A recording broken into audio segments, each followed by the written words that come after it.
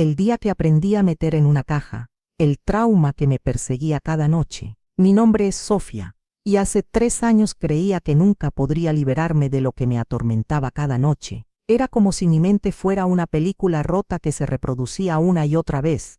Siempre la misma escena, siempre el mismo dolor punzante en el estómago que me despertaba a las 3 de la madrugada. Tengo 32 años, trabajo como administradora en una empresa de consultoría, y durante mucho tiempo pensé que simplemente tenía que aguantar ese recuerdo que me perseguía. Creía que el tiempo lo curaría todo, que eventualmente el dolor se desvanecería por sí solo. Qué equivocada estaba. Durante años, desarrollé una existencia dividida en dos: la Sofía del día, que funcionaba, sonreía y cumplía con sus responsabilidades, y la Sofía de la noche, que se desmoronaba en la oscuridad de su habitación, prisionera de un recuerdo que parecía tener vida propia, hasta que descubrí que existía una forma de guardarlo para siempre, sin que él me guardara a mí.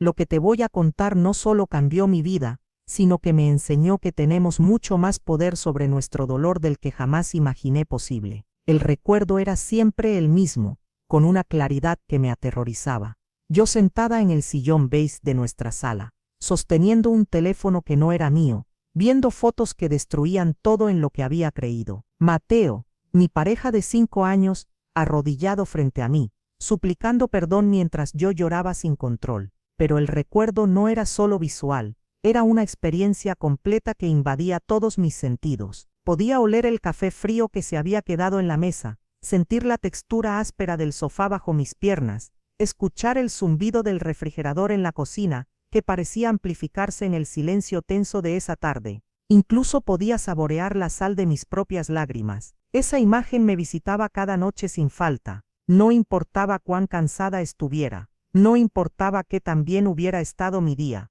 no importaba si había tomado pastillas para dormir. A las 3 de la madrugada, mi mente se convertía en un cine maldito que reproducía esa escena una y otra vez. Pero lo que realmente me destrozaba no era solo revivir el momento. Era el diálogo interno que se desataba cada vez que hice mal. ¿En qué me equivoqué? ¿Por qué no fui suficiente? ¿Cómo no me di cuenta? ¿Soy tan poco interesante que necesitaba buscar a alguien más?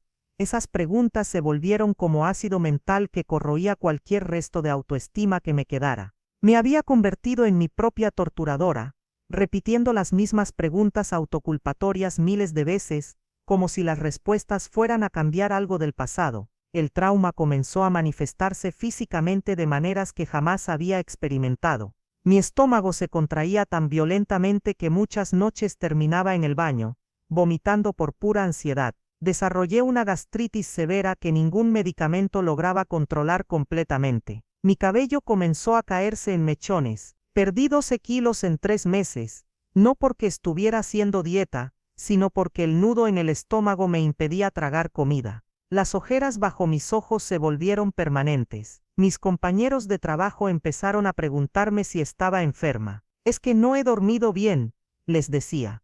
Pero la verdad era que había perdido la capacidad de dormir profundamente. Mi cuerpo había entrado en un estado de alerta constante, como si estuviera esperando el próximo ataque del recuerdo. En el trabajo, el trauma me asaltaba en los momentos más inesperados. Podía estar en una reunión importante, y de repente la imagen aparecía, tan vívida que me costaba mantener la concentración. Mi jefe notó mi disminución en el rendimiento. Empecé a evitar proyectos que requerían mucha responsabilidad porque sabía que no podía confiar en mi estabilidad emocional. Mi vida social se desintegró por completo. Cancelaba planes con mis amigas porque no tenía energía emocional para fingir que estaba bien. Dejé de ir a reuniones familiares porque las preguntas sobre mi relación con Mateo me generaban ataques de pánico. Me volví una experta en inventar excusas, dolor de cabeza, trabajo extra, compromisos inexistentes. Las noches se convirtieron en mi peor enemigo. Desarrollé una fobia al momento de acostarme porque sabía que el recuerdo vendría.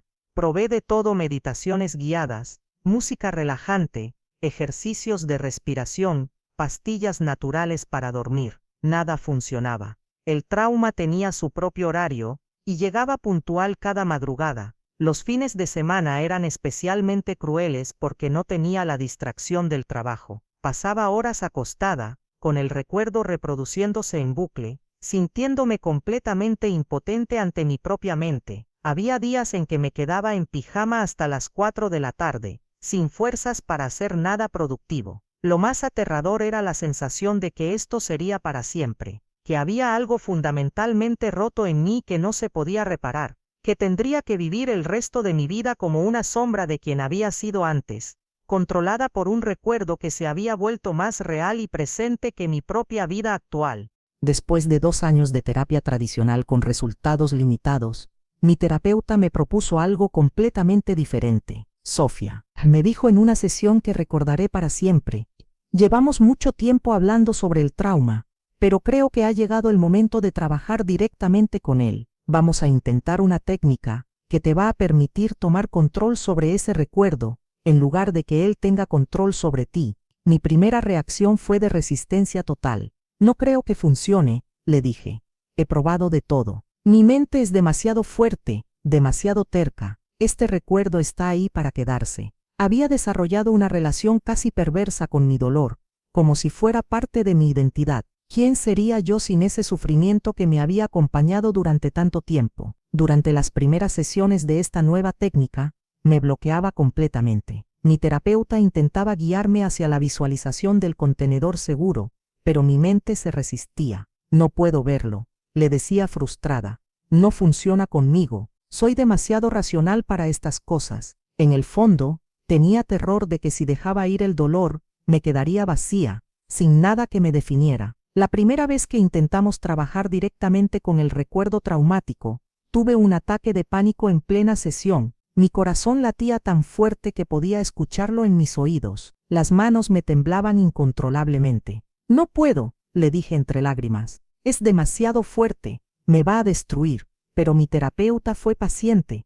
El trauma ya te está destruyendo, Sofía. Lo que vamos a hacer es darle a tu mente las herramientas para procesarlo de una manera diferente. Me explicó que mi cerebro había quedado congelado en ese momento traumático, reproduciendo una y otra vez la misma información sin poder procesarla completamente. Poco a poco, comenzamos con técnicas de respiración y relajación. Me enseñó a identificar las sensaciones físicas del trauma en mi cuerpo. Cuando aparezca el recuerdo, me dijo, no huyas de él, observa qué sientes en tu cuerpo, dónde se instala la tensión, cómo respiras, qué temperatura sientes. Descubrí que el trauma vivía principalmente en mi estómago y en mi pecho. Cuando aparecía el recuerdo, mi diafragma se contraía como un puño cerrado, mi respiración se volvía superficial y rápida, y sentía como si tuviera una piedra gigante presionando mi pecho desde adentro. Mi temperatura corporal bajaba y mis extremidades se entumecían. Después de varias sesiones preparatorias, finalmente intentamos crear el contenedor seguro. Cierra los ojos, me dijo mi terapeuta. Imagina una caja de madera fuerte, con un candado que solo tú puedes abrir. No te preocupes si no la ves perfectamente al principio. Simplemente permite que tu mente la construya. Al principio solo veía fragmentos. Un pedazo de madera aquí, un herraje de metal allá, pero gradualmente, la imagen se fue volviendo más clara. Vi una caja de roble macizo, pesada y sólida, con herrajes de bronce envejecido, y un candado antiguo que requería una llave especial que solo yo poseía. Ahora imagina un compartimiento especial dentro de esa caja, continuó. Este compartimiento está diseñado específicamente para guardar recuerdos dolorosos. Tiene protecciones adicionales. Es como una caja fuerte dentro de otra caja fuerte. Vi un pequeño compartimiento acolchado en terciopelo rojo oscuro, con paredes gruesas y su propio sistema de cierre múltiple. Tenía 3 llaves diferentes y un mecanismo de combinación. Era hermoso y a la vez impenetrable. Vamos a practicar con algo pequeño primero, me sugirió. Piensa en alguna preocupación menor que hayas tenido estos días. Recordé una discusión que había tenido con mi hermana sobre las celebraciones navideñas. Una preocupación menor comparada con el trauma principal, pero que aún así me generaba cierta ansiedad. Ahora imagina que esa preocupación es un objeto tangible. Puede ser cualquier forma, cualquier color. Tómala con tus manos, siéntela y llévala a tu contenedor. En mi mente, esa preocupación se transformó en una bola de algodón gris, ligera pero pegajosa. La tomé con mis manos, caminé hacia mi caja de roble, abrí el compartimiento especial y la deposité adentro. Cerré las 3 llaves y giré la combinación. Cuando abrí los ojos, me sorprendió darme cuenta de que esa preocupación ya no me generaba la misma ansiedad. Era como si realmente la hubiera guardado en algún lugar seguro de mi mente. Después de varias sesiones practicando con preocupaciones menores, llegó el día de trabajar con el trauma principal. Evalúa la intensidad de ese recuerdo en una escala del 1 al 10, me pidió mi terapeuta, siendo 10 la intensidad más alta. 10, respondí sin dudar. Definitivamente 10. Me pidió que me pusiera unos audífonos especiales que reproducían sonidos ligeramente diferentes en cada oído, creando una estimulación bilateral del cerebro. En una pantalla frente a mí, un punto azul se movía de izquierda a derecha de manera rítmica. Mantén la imagen del recuerdo en tu mente mientras sigues el punto con los ojos, me instruyó. No trates de cambiar nada, simplemente observa lo que sucede. Traje a mi mente la escena completa. Yo en el sillón beige, las lágrimas corriendo por mis mejillas, el teléfono en mis manos, revelando la traición, Mateo suplicando perdón, mientras seguía el punto con los ojos y escuchaba los sonidos alternados. Algo extraordinario comenzó a suceder. Al principio, el recuerdo se intensificó. Lo sentí más vívido que nunca, como si estuviera viviéndolo otra vez en tiempo real. Mi cuerpo comenzó a temblar violentamente. Las lágrimas empezaron a correr por mis mejillas sin control. Sentí náuseas intensas y ganas de vomitar. Está bien, me tranquilizó mi terapeuta. Tu cerebro está procesando la información de una manera nueva. Respira profundo y continúa siguiendo el punto. Gradualmente, algo comenzó a cambiar. La imagen seguía ahí, pero se sentía diferente, como si la estuviera viendo a través de un vidrio grueso, o como si fuera una fotografía que se estaba desvaneciendo lentamente. Los colores perdieron intensidad. Los sonidos se volvieron más distantes. Los sonidos alternados en mis oídos creaban una sensación casi hipnótica. Mi cuerpo siguió temblando, pero ya no de terror puro, sino como si estuviera liberando algo que había estado contenido durante años. Era como si cada temblor expulsara un pedazo del veneno emocional que había estado acumulado en mi sistema. ¿Cómo sientes el recuerdo ahora?, me preguntó después de 20 minutos, que se sintieron como horas. Extraño, respondí, sorprendida por mi propia voz más calmada. Está ahí, pero se siente menos presente. Como si fuera la memoria de una película que vi hace mucho tiempo. Evalúalo del 1 al 10. 7, dije, asombrada. En una sola sesión había bajado 3 puntos. Pero mi terapeuta no se detuvo ahí. Y ahora vamos a hacer algo diferente, continuó. Vas a traer el recuerdo otra vez, pero esta vez vas a cambiar conscientemente lo que te dices sobre ti misma. En lugar de preguntarte qué hiciste mal, vas a recordarte la verdad. Tú no tuviste la culpa. Él fue quien eligió traicionarte.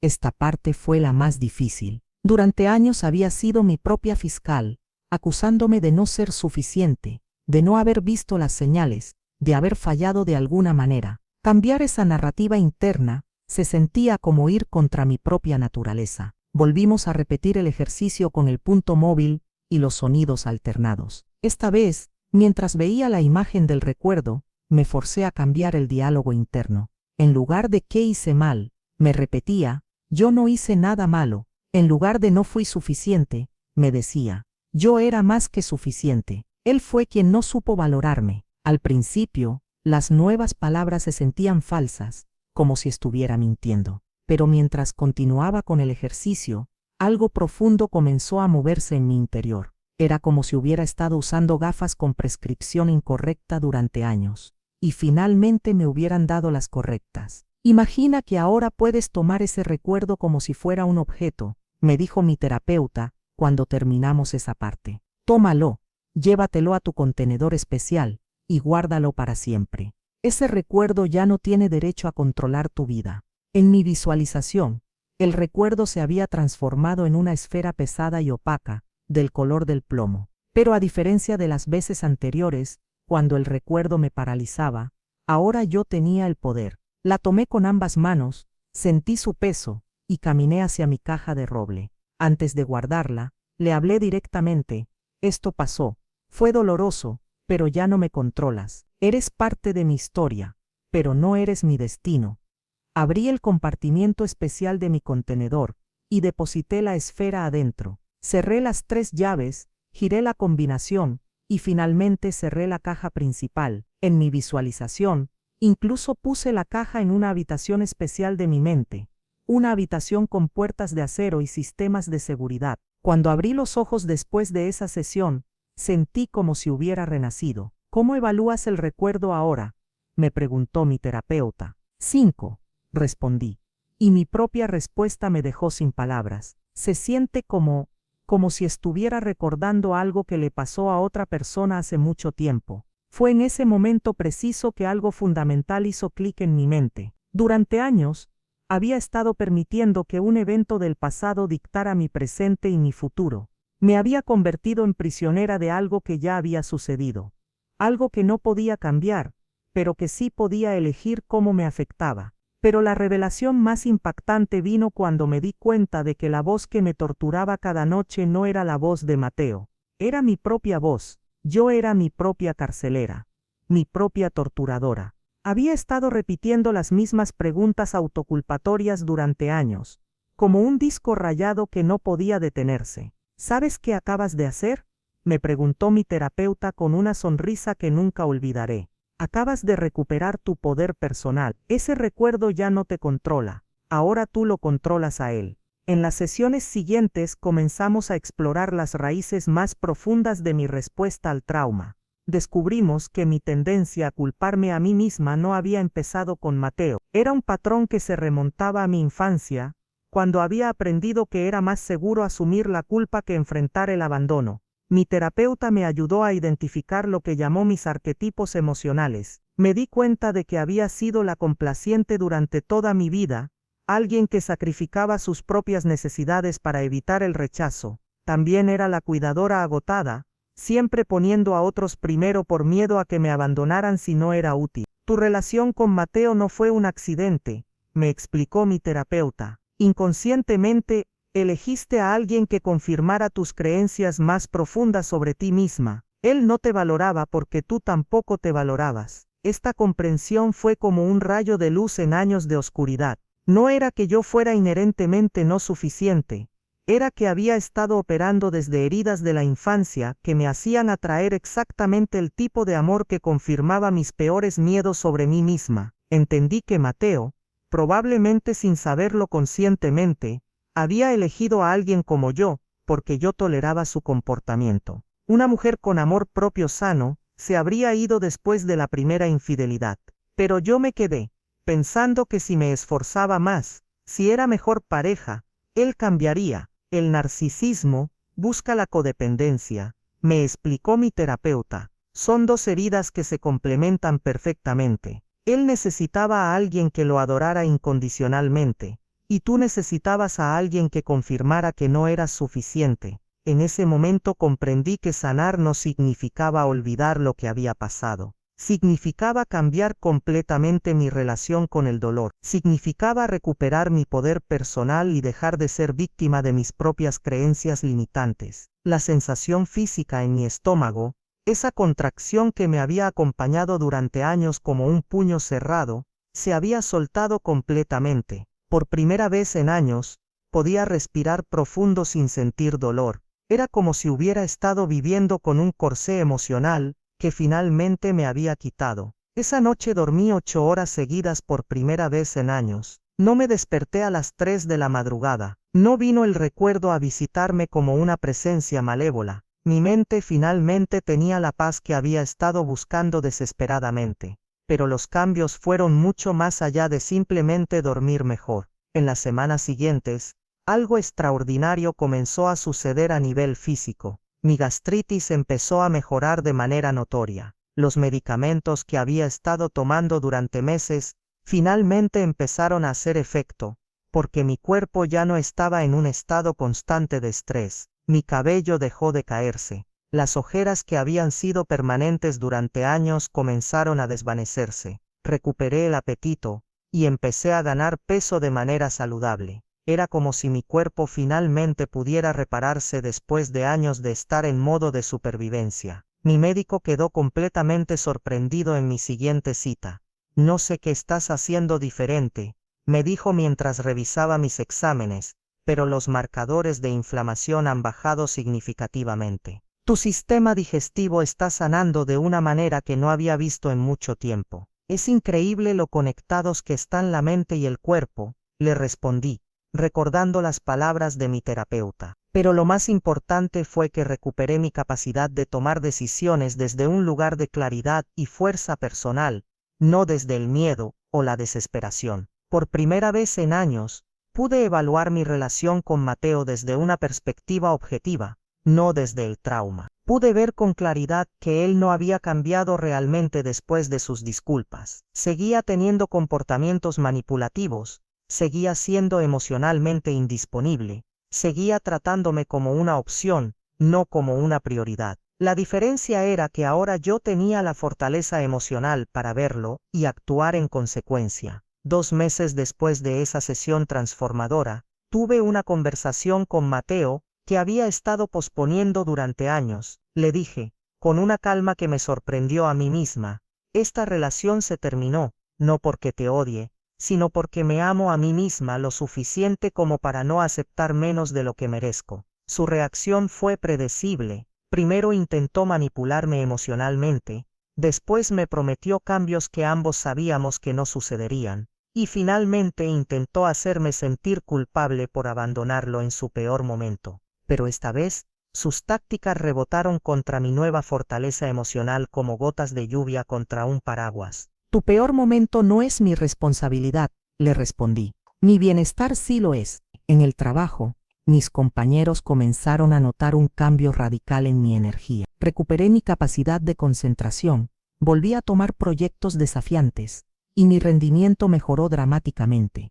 Mi jefe incluso me comentó que parecía una persona completamente diferente, más segura y enfocada. También recuperé mis relaciones sociales. Llamé a las amigas que había estado evitando durante meses, y les expliqué por lo que había estado pasando. Su apoyo fue inmediato y amoroso. Sabíamos que algo estaba mal, me dijeron, pero no sabíamos cómo ayudarte. 3 meses después de esa sesión de sanación, me mudé a mi propio apartamento. Mientras empacaba mis pertenencias, encontré una foto mía de hacía 2 años. La mujer en esa fotografía parecía una sombra de quien era ahora. Sus ojos estaban apagados, su sonrisa era forzada, su postura gritaba derrota. Comparé esa foto con una que me había tomado recientemente. La diferencia era asombrosa. Mis ojos brillaban con vida nuevamente, mi sonrisa era genuina, mi postura irradiaba confianza. Era la misma persona, pero completamente transformada desde adentro. Si hay algo que aprendí en este proceso de sanación profunda, es que todos cargamos traumas emocionales que creemos que tenemos que soportar para siempre. Nos convertimos en esclavos de nuestros propios recuerdos, permitiendo que el pasado escriba el guión de nuestro presente y nuestro futuro. Pero la verdad más liberadora que descubrí es que tenemos mucho más poder del que creemos. Podemos elegir cómo los recuerdos nos afectan. Podemos decidir qué voces escuchamos en nuestra mente. Podemos aprender a ser dueños de nuestro dolor en lugar de víctimas de él. La técnica del contenedor no fue magia instantánea. Fue una herramienta poderosa que me permitió acceder a una fuerza que siempre había estado dentro de mí, el poder de elegir mi respuesta a las circunstancias de mi vida, el poder de sanar, el poder de liberarme de patrones que no me servían. Hoy, cuando ocasionalmente ese recuerdo trata de visitarme, simplemente visualizo mi caja de roble y me recuerdo que ya está guardado ahí, seguro e inofensivo. Ya no tiene poder sobre mí, porque yo decidí recuperar mi poder sobre él. Tu dolor no tiene que ser tu destino. Tus heridas no tienen que definir quién eres para siempre. Puedes aprender a guardar lo que te lastima sin que eso te guarde a ti. La libertad emocional no es un privilegio de unos pocos afortunados. Es un derecho que todos podemos reclamar cuando decidimos dejar de ser prisioneros de nuestro propio pasado y convertirnos en arquitectos de nuestro futuro.